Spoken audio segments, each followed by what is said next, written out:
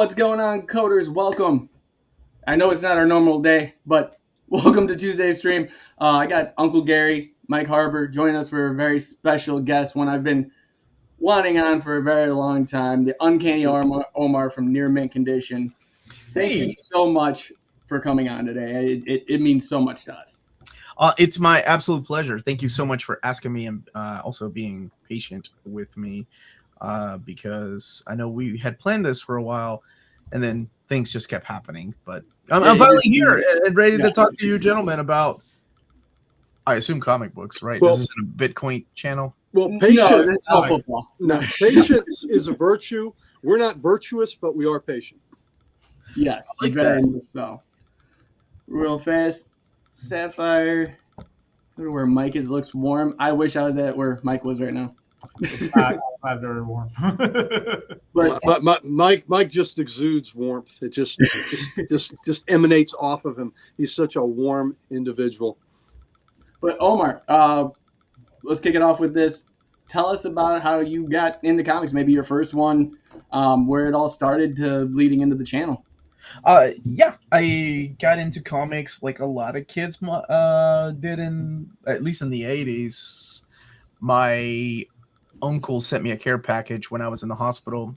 I had my appendix removed, and I was there for a few days because it was in Peru where I had it at a free children's clinic. So apparently they cut me open pretty good. So he sent me a care package, and in there were a bunch of comics. I had been reading comic strips when I was before I went to the hospital, but seeing them in like comic book format was just a different thing. And they were in English, and I didn't read English, and I spoke Spanish, so it was more about looking at the pictures. And then I started getting comics down there in Peru that were translated from English. Like a lot of like X-Men were being translated, but it was different. It was like in anthologies, and then you wouldn't get the next part of the story because they would jump to like Avengers or something. And then when I came to the States in '87, I made it my goal to learn to read English and speak English by reading comics in the third grade. And I did that one summer, and it was amazing. It was one of the best summers ever. I don't know if I did it successfully, but I did the best I could. Sounds like you did pretty good. And just another reason why comics are good to get people to read and to learn. So, absolutely. Do you have any of those original comics from that care package left? I have my Uncanny 168 left, which is still in prestige condition, probably Nice. very good condition, but because it was well read, and that Uncanny 168 is the one that I remember. I can't remember the other books in there. I think there was a Superman and there was like a Captain America comic, but it was the cover by Paul Smith that really stuck out to me, and of Kitty Pryde. And I don't know, I couldn't understand what was happening, but I tried to follow the sequential stories, and that helps. I think that really does help a lot. That's why I love donating like comics to. There are programs here in Kentucky at Central Kentucky schools that have like English as a second language, and I have donated so many of these little graphic novels to those places because to me it helped open up my brain to another part of. Oh, I don't have to just read books without pictures. I can read books with pictures. That's cool. Yeah, definitely. And how I started the channel was I had a podcast back in 2004 with a good friend of mine, and then my girlfriend at the time joined, and then another friend of ours, and we kept it around till about 2008, and then we, all of us kind of got married, had kids, whatever it was, and we stayed away for a while, and then in 2015. I suggested let's do a video channel, and my channel first started like a panel type of video, and eventually I started doing my own thing, like making my own content on the channel. And 2020 happened, and we couldn't see each other anymore, so I changed it up, and they gave me their blessing to run with it because they kind of saw it changing anyway, where people were watching videos, what kind of videos they were watching. Cool. Well, I'm glad you still have your Genesis, one of your Genesis books. That's a big deal to me. You know, I still have mine. It's Beat to Hell. It's a Justice League of America 111. It's a 100-pager, and it is beat to hell. I've got about 4 or 5 copies now, but that one Beat to Hell copy is That's your copy. keystone. That's the keystone that started this collection of 60,000 plus books. So, and this is my 50th straight year of collecting. I started in 1974. So this is 50 straight years that I have been collecting comics, never stopped, not for a second, not for a day. So Wow. that's how you amass. That's a rarity, I think. There's a lot of people like I stopped. I Mhm. stopped. In Yeah. 1996. It wasn't until about 2002 that I started coming back, and then Astonishing X-Men kind of just kept me here. That's how you amass 60,000 books. I never stopped, and I was 9.5 when I started. But you know, I always made time for the 3 most important tenets of my life: comics, football, and girls. Not necessarily in that order. Not in that order. It would fluctuate, but those 3 things, the most important things in my life, have always remained constant all these years. So, Omar, are you a single issue guy anymore, or is it only collected editions? No, it's purely collected editions. And I kind of like when I came back to comics, I was just telling this story to a good friend of mine. I think it got to the point of like finding my old comics, and in the boxes were some of my old trade paperbacks. And I can't remember what trade it was. It might have been, I really think it was Batman Year 2. And the reason I got it was because I was always able to get part 1 and part 2, but I couldn't get part 3 of the single issues. And then I got part 4 in full circle. So that's why I ended up with that trade paperback. And I started seeing in 2002, going to the comic book shops, that Marvel and then DC started following suit, were releasing comics, and then 6 months later they were releasing the trade paperback, because that was unheard of. I'm sure you all know, right? Remember, like when in the 80s and the 70s, like we didn't have trade paperbacks. Like we did, like in the 80s, but it was like Watchmen, it was the Dark Phoenix saga, it was Batman Year 1. It was stories that were always in that format in some kind of way. But then it started changing in the early aughts. And then there was the introduction of the omnibus format in 2004. And that's all she wrote. I think putting these volumes in the bookstores also, escalated the, the fact that they would keep printing this because they were selling in the big bookstore chains. So I think they realized that we print these up, we're printing money. I think, and that's why the term, collected edition changed to graphic novel, because we always had graphic novels, right? But graphic novels were original graphic, like Will Eisner's Contract with God, or even the Marvel graphic novel line, like The Death of Captain Marvel. But then when bookstores started carrying this stuff, they were like, we need to make it sound better than just comics, right? Like we needed to have a little more class, if you will. And that's when they were like, well, why don't we just use the term graphic novel to describe it? And the term started changing over the years, and that's what it is now. Like when you go to like bookstores, it's still like graphic novels instead of comics. Mm-hmm. Absolutely. So do you read each one? I know the hardest thing about being a collector is being able to stay up to date on your books. And I know collected editions, I buy them. I'm a single issue guy for main ones, but buy a lot of collected editions, and I've got like a stack that's maybe a bookshelf full that I probably haven't read yet. I used to. I did. It was a lot easier. It's weird to say, it was a lot easier when this wasn't what I did for a living. Right. And it's so weird to say that, because when I had a full-time job, that's kind of how I broke away. Like I would just start reading my trades or omnis. I take them to work. I take them on work trips. I'd be flying on planes for some kind of trip out of the country, and I need to occupy my mind. But nowadays, because I do this for a living, it's, first of all, I always thought it would be so cool. Like if you told like 12-year-old me I'd be reading comic books for a living, I would just be like, how the hell did you manage that? Like, what did you do, man? but I take it serious. Like, it is a job, and I wake up like I would going to work, and I think I have put in more hours into this than I've ever put into anything in my life. So it was easier when I didn't have to do it. Now when publishers send me things, I feel like the least I can do is, like read these things and give it a fair overview. So no, probably if I'm looking at my library, I've gotten used to be about 85% of my library is what I've read when people would ask me. Like they come down to my basement and be like, holy crap, that's a lot of books. How much have you read? I'm like, 85%, man. Like now it's more like 67, 68% probably.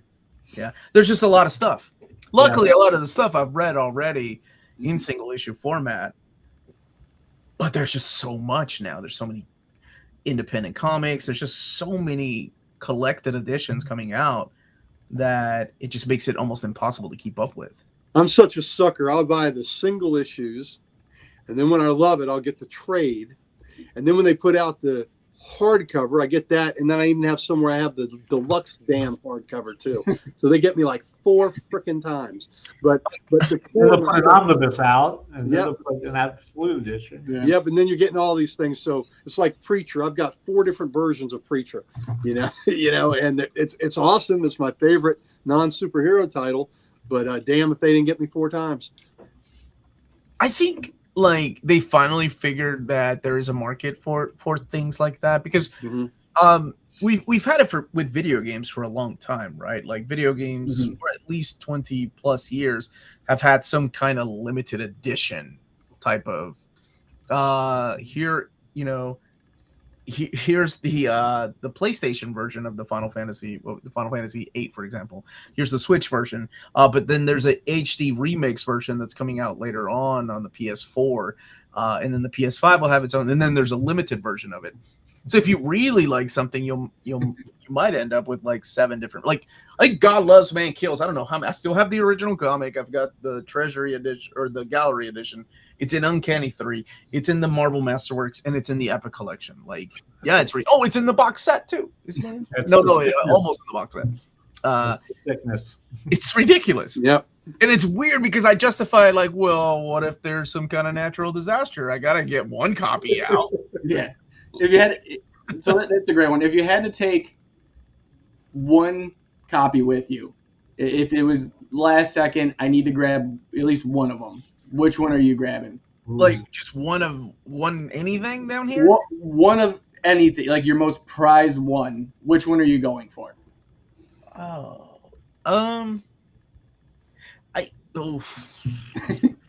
Probably this one, my first copy. This is my first omnibus I bought. Nice. I fought the bug for so long. I was like, I'm not gonna get that Barnes and Noble exclusive Ultimate Spider-Man. I'm not gonna get the Fantastic Four. It looks really cool. But then when they did Uncanny and then later New X-Men, I was like, well, maybe I'll just get X-Men related ones. But this one's really special to me. This is the first printing. Marvel has sent me copies of this, and I never bothered keeping any of the new ones. Maybe I should have, because mine's kind of falling apart a little bit. But it's got Len Wein's name on there. He's no longer with us, and Claremont, Bob McLeod. So you got them to sign that? Yeah, back in my 20s, I could lug these around in a backpack and go to conventions. Now I'm 46, and I'm like, yeah, I'll just buy a single issue for people to sign.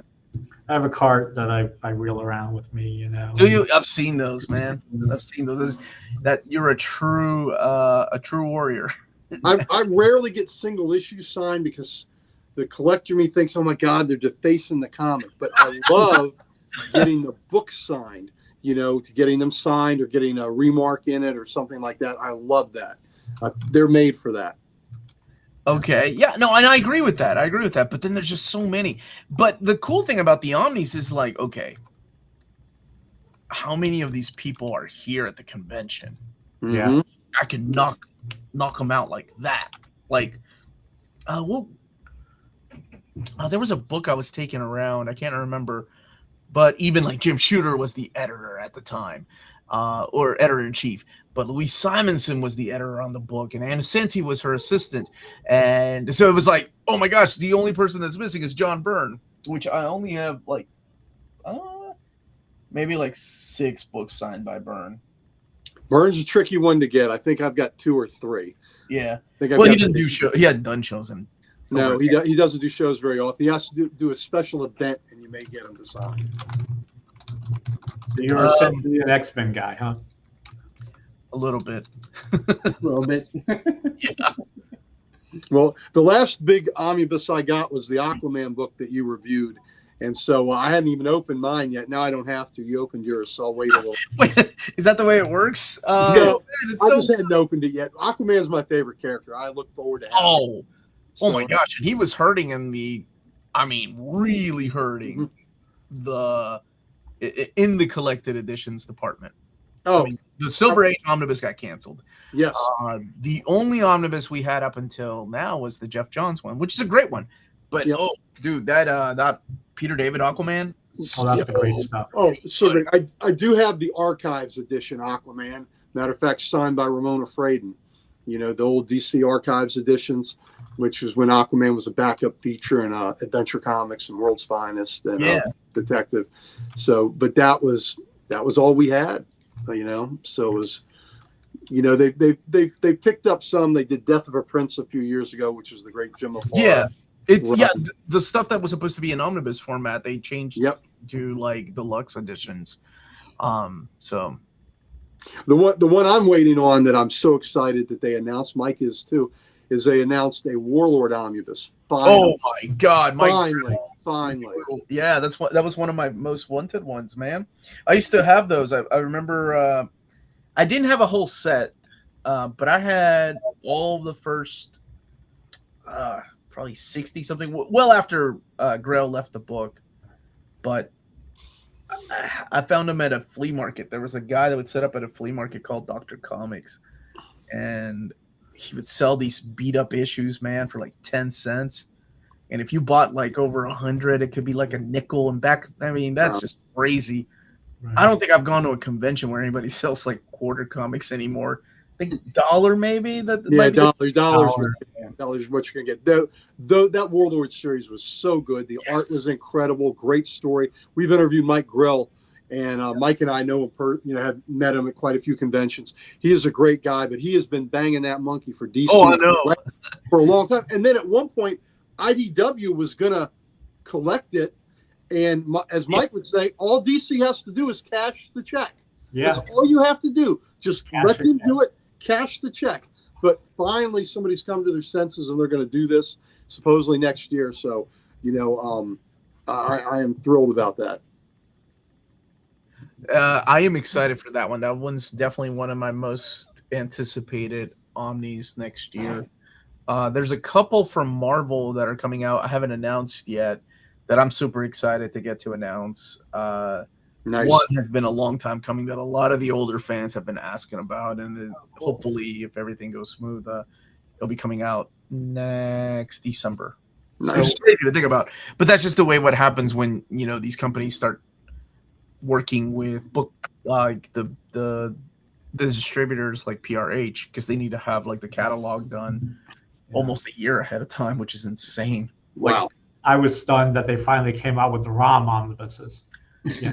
That was a long time. I was like, I have the full run, but I'm just like, man, that's what a great story. This year has been crazy for collected editions. We got ROM, we have Godzilla, we got Micronauts, we got DC versus Marvel, and we got G.I. Joe. And it's not an omnibus, but it's a compendium. That compendium is amazing because it's printed on the old paper. Mm-hmm.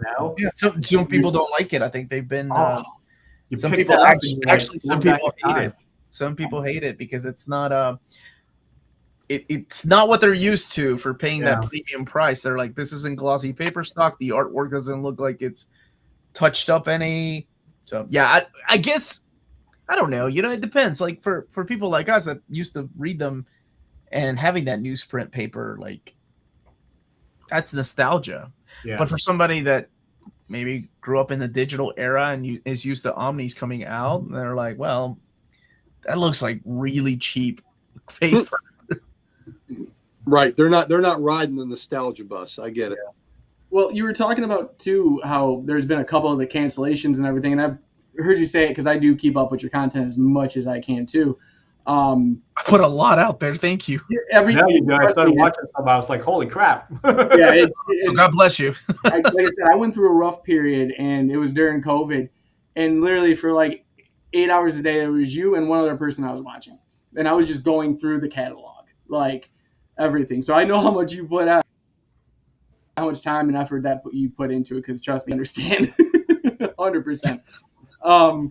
But with like the cancellations or just completely stopping print, is there frustration behind that? Like, is there or missing issues, for instance? I was talking to Mike about this earlier, is having that like gap where it's like it might be missing an issue or two and then it goes into the next volume. Like frustration from myself or like the fans, like yourself, like it being take out of the like near mint condition like area for yourself personally. Is there like frustration there where you're just like, I wish they'd just come out with it already? Like they've teased it, they talked about it, but now it's not happening.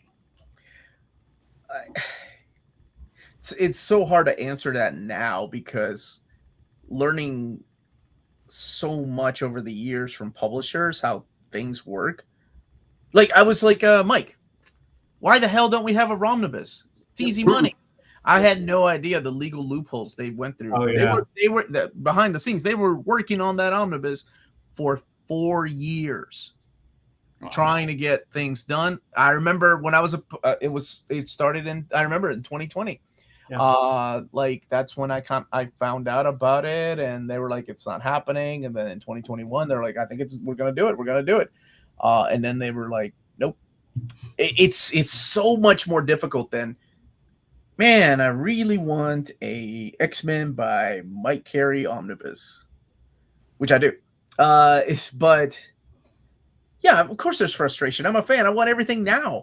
I'm 46 years old and my eyesight isn't what it used to be.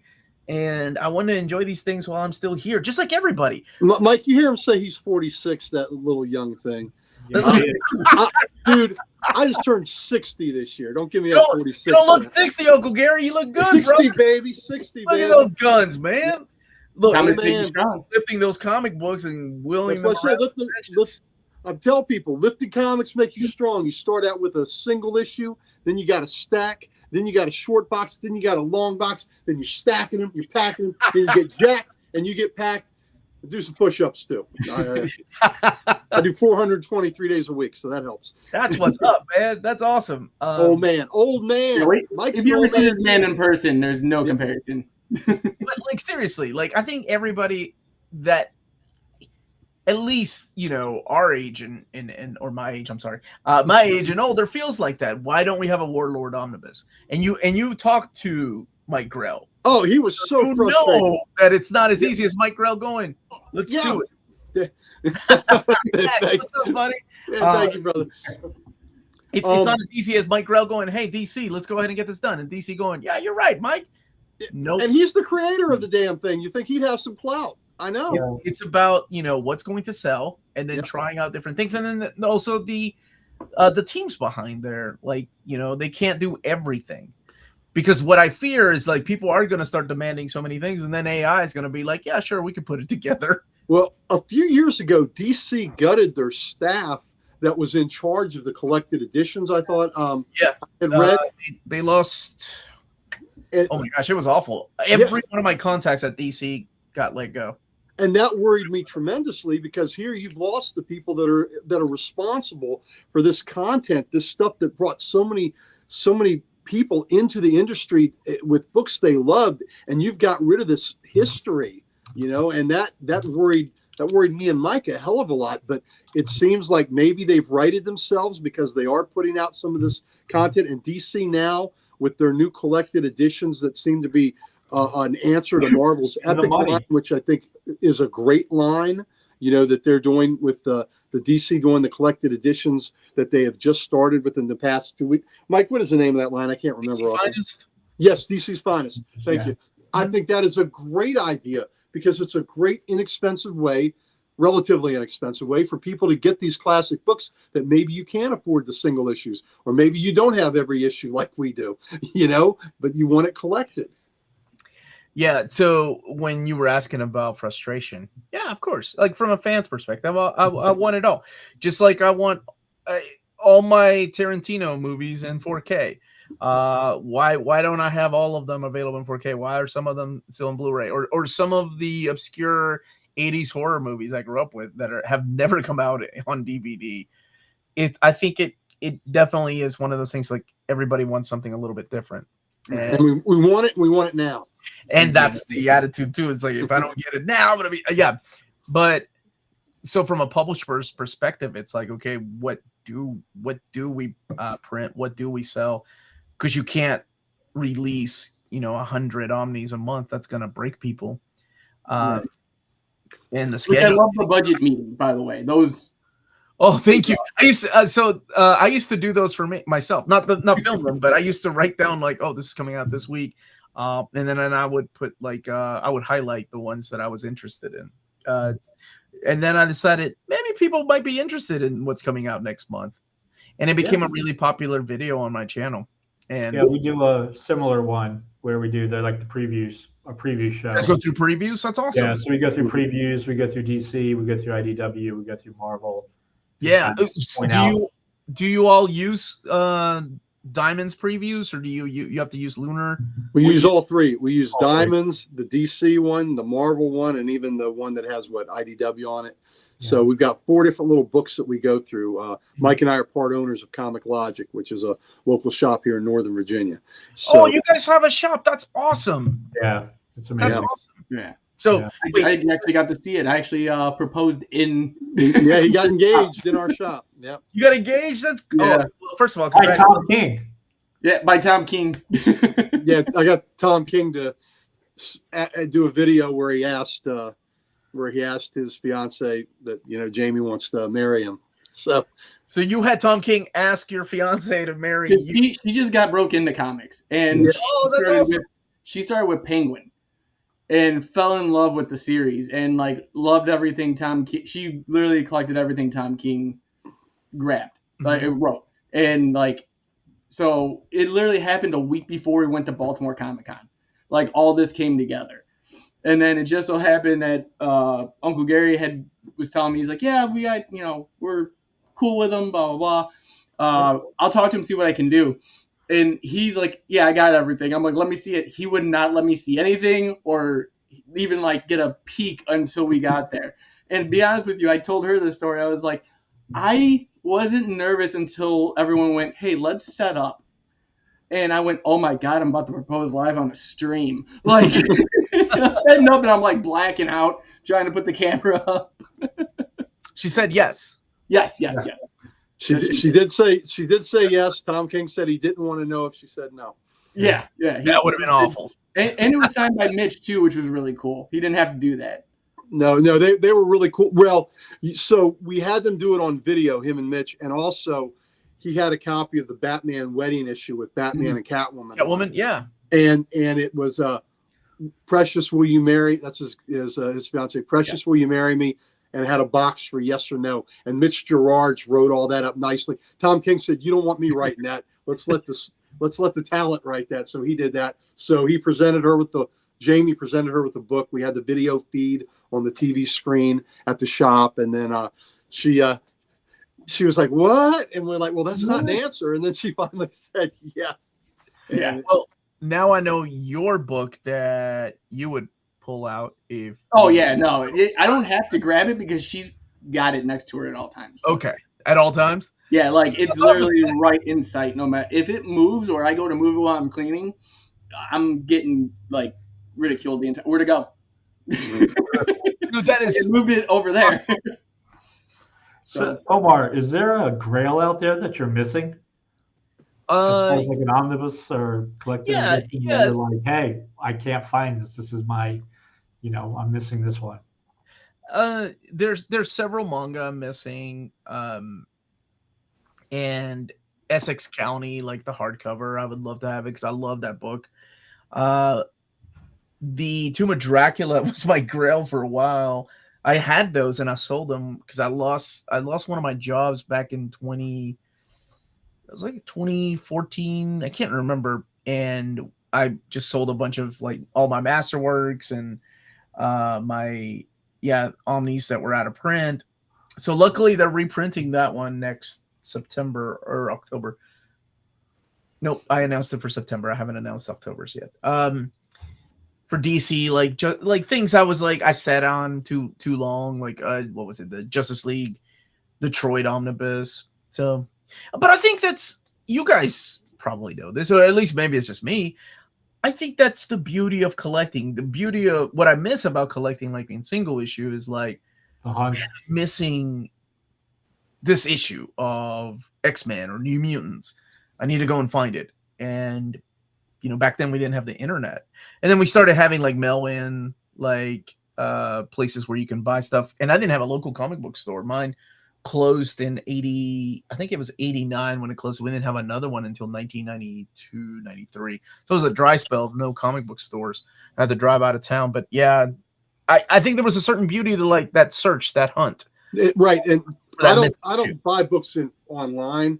I mean, very, very, very rarely. It's about going to the cons and finding them in person. I love that experience, like to this day. And it does make me like a little jealous that I don't have single issues anymore. Although this year I did end up with the missing issues of Akira in color that I was missing. Ooh, nice. Had Real 3 fast, issues. that leads into one of the questions someone had for you. What was the last single issue you actually bought? I was at a convention and I got the Transformers issues 1. Okay.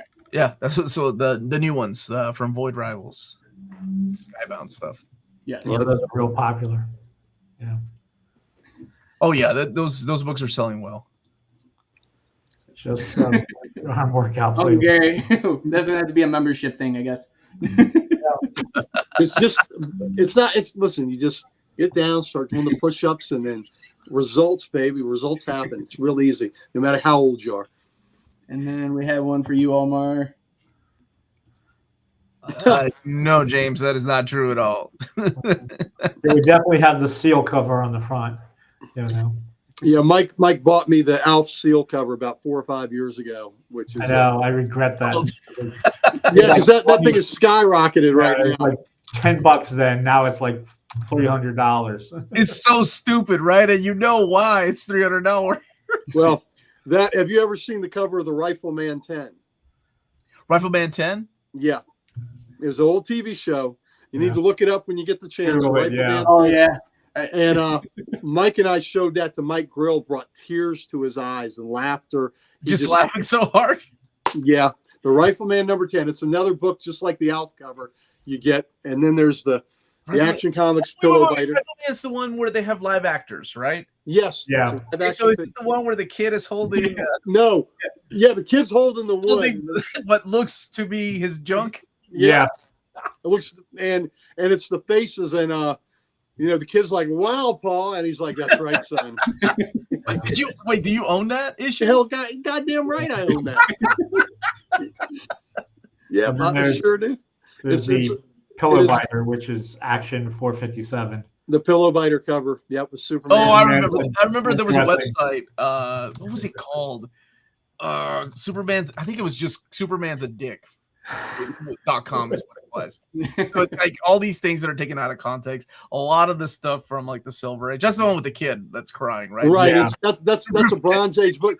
Well, and when you read it, it's not so bad. The kid's saying, "Why I'm dying? Why won't you tell me what your identity is?" And that's okay. But he's Superman. All he has to do is that, right?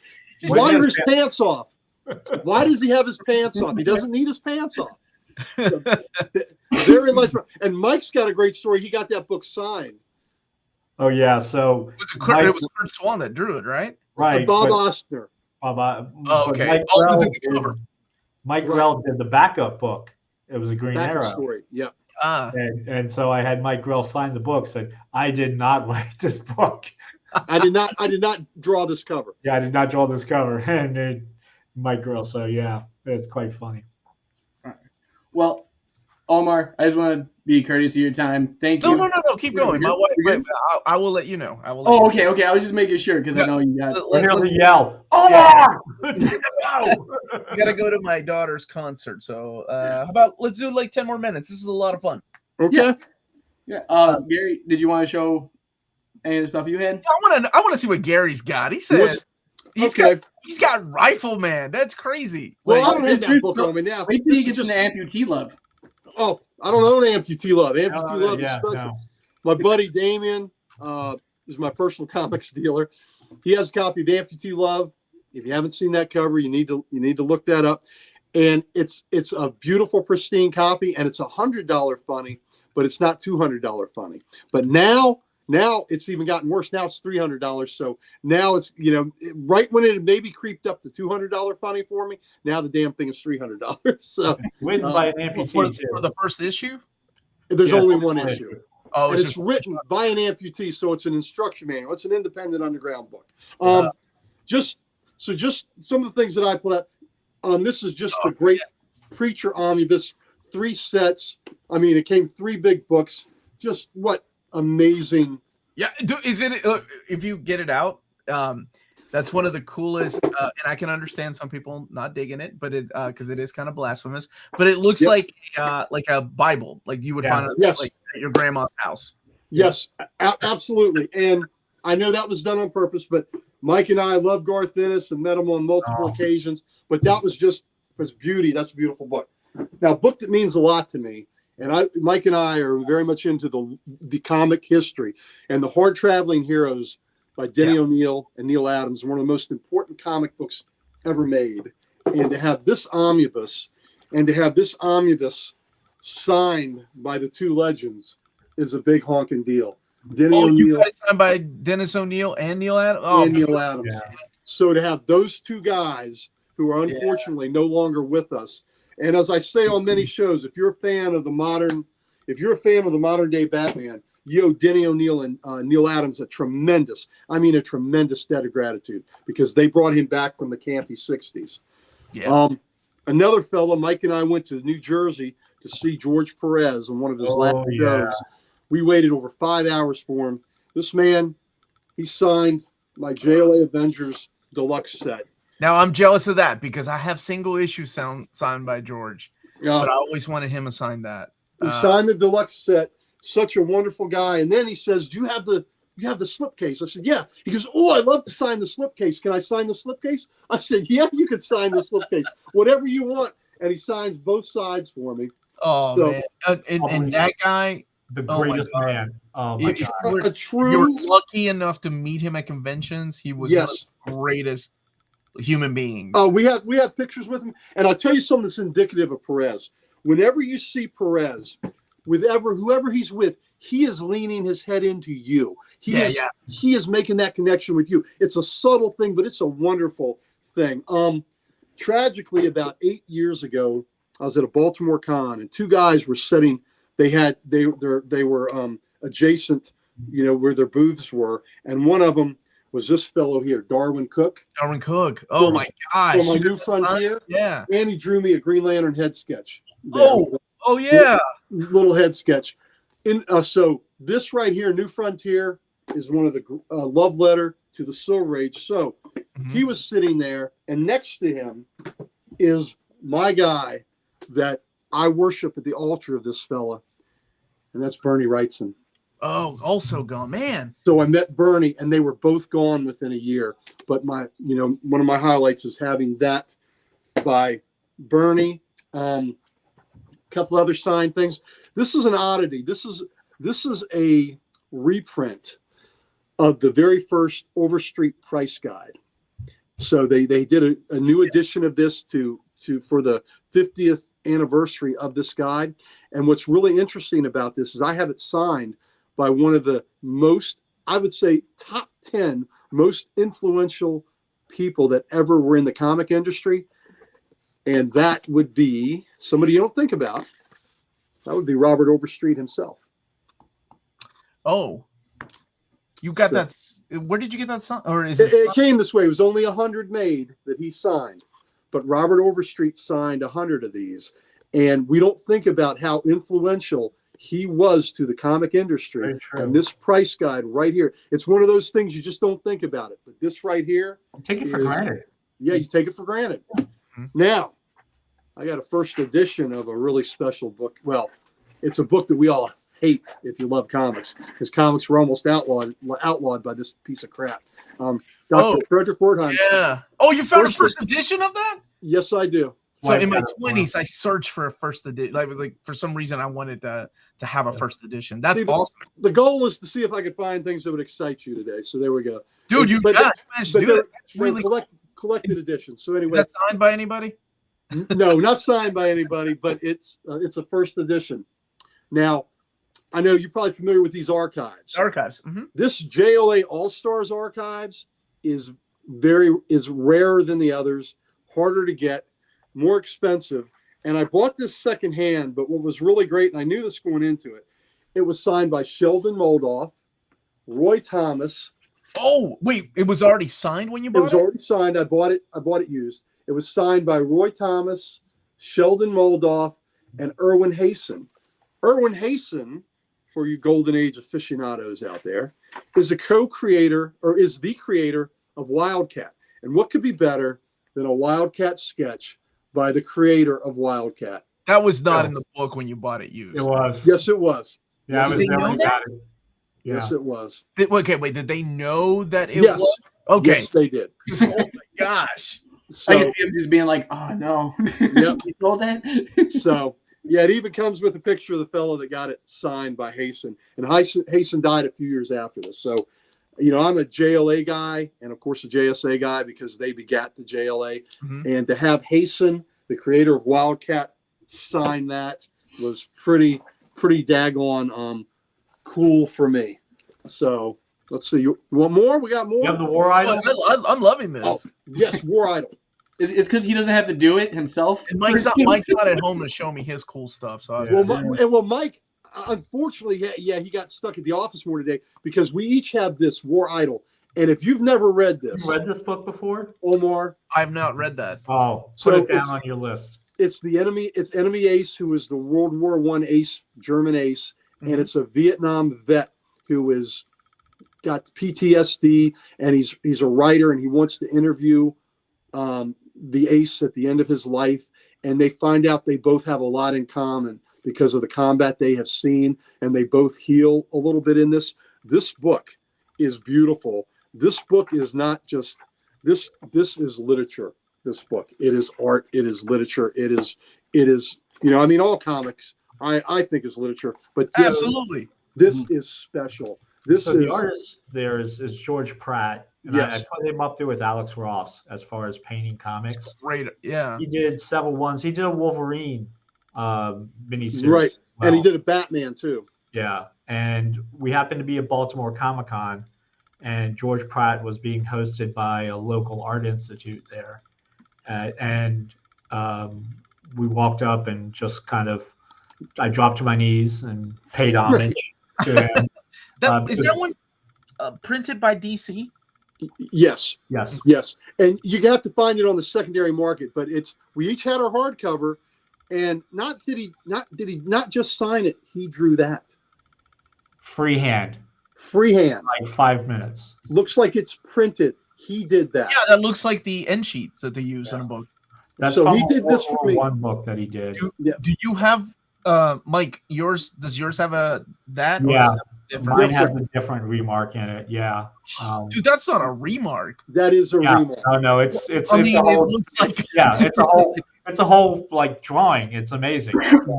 And I tell you what, Mike and I still to this day don't know who got the better one. We grass is can't always tell. greener, right? Yeah, both of them are That's fantastic. amazing. I don't know whose is better. Right, Mike, you're on the same boat, right? Yeah. We I mean, and he did that for free. did He that. said, for "Oh, free. you have the hardback here. Yep. Let me do a sketch for you." Well, now I gotta go and look for this book. Oh, Yeah. War Idol. And Enemy you can Ace, find it in War Idol. softback or hardback. I'll have to try to find. Find it. It is an amazing read, and then we want to hear from you after you read it. So, The Batman by Archie Goodman. Mike and I love that's this another one I'm Manhunter. trying to find too. We love this Manhunter character, who was one of Walter Simonson's first works. Oh, you got a Simonson remark? That's beautiful. Of the Manhunter. Yep. Yeah. So that's pretty gorgeous.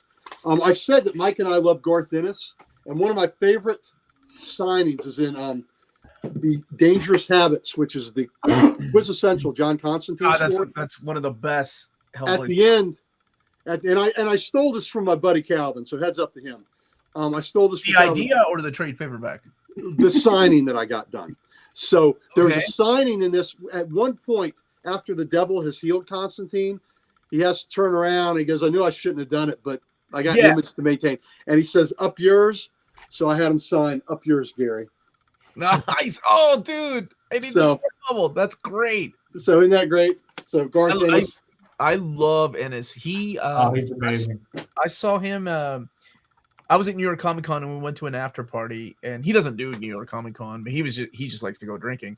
But my wife and I saw him at a bar, and he remembered me because I had interviewed him this past year, and we bonded over like his love of war comics and how much history he learned through them. And I was like, absolutely, I've learned so much history because of comics. Mike is the man for war comics. But what's that, Mike? Are you a war comic guy? Yeah, not an aficionado like he is, but I was a big war comic guy, and that's something that is lacking in the collected editions, which makes me happy that we're getting NAM in this format. I never thought we were gonna do that, like they were ever gonna do that, right? Because it's when you're Disney, or I'm sorry, when you're Marvel and I guess Disney and WB, you almost take a gamble when not glorifying war, but whenever you have releases like that. But there's a whole amazing history behind it. Yeah, that book, if you want a book that like doesn't glorify war, the NAM, I mean, there's no glory in that, in that book. Written by a veteran. Yeah, experiences of his, the NAM. But again, War Idol, brother. Pick up War Idol, then talk to us after. History of the DC Universe, the hardback that came out in the 80s. That's an old one. Yeah, I used to have that one. Yep, old one, and it's signed by Perez, Marv Wolfman, and the editor Mike Gold. So, dude, that's awesome. Now I have Perez and Wolfman on my very first DC comic, which was Crisis on Infinite Earths 8. I've got that signed, and I think I've got 7 signed, and Perez on Infinity Gauntlet 1. I love that cover. The Thanos and the Infinity Gauntlet. Oh, Grimjack. We love Tim Truman. There you go. Bob the Watch Lizard. He drew for me. Yeah. Holy old gentlemen, my wife just came down here. All right. Thank you. You get one more. Yeah. One more. This all night. Jonah Hex. Dude. Palmiotti. Yeah, man. Now, well, we can talk about that the next time. Thank you guys so much for inviting me on. This was a blast. I'm sorry again for the science fiction. I brought them so you could talk away. Thank you for that. No, Uncle Gary's got some cool stuff, man. That's awesome. Those are collected editions. We ain't even talking about this. I know. I want to see some of these crazy single issues. But thank you, gentlemen, for asking me on. And absolutely, I say we do this again sometime. Seriously, just that'd be great. Actually, I got to email you back a link, so you feel free to email me back anytime, whenever. So. Thank you again for joining. Thank you for, giving us your time. Like, it's been amazing. So, somebody was asking in the chat how I decided to do this. The universe decided for me. I got fired from my job in 2020 and I couldn't find anything for 3 months. It was insane. I was a project manager and I had been doing this for 5 years. And in 2021, I decided to go full time, and it's been a blast. I was able to do it because unfortunately we had a pandemic and everybody was home with extra funds, right? And people were buying things. But it wasn't like I didn't quit my job. I was pushed out of it, and this is where I am. You landed on your feet, brother. Way to take something and make the absolute freaking best of it, man. So congratulations. I really appreciate that, man. It was woo. It was hard at first. I was like, I don't know if I can do that. I don't know if this is the right call. I don't know. And my wife was like, you can do this. And I was like, okay. Well, it's great to have a good woman in your corner. All of us have that going for us. Somebody that has your back and believes in you. I think it goes a long way. But gentlemen, thank you so much for having me. Thank you very much, Omar. Pleasure to meet you. Thank you for being here. We'd love to see you again, brother. Yep. Just ask, please. I will be here. Awesome. Take care, man. Bye, guys.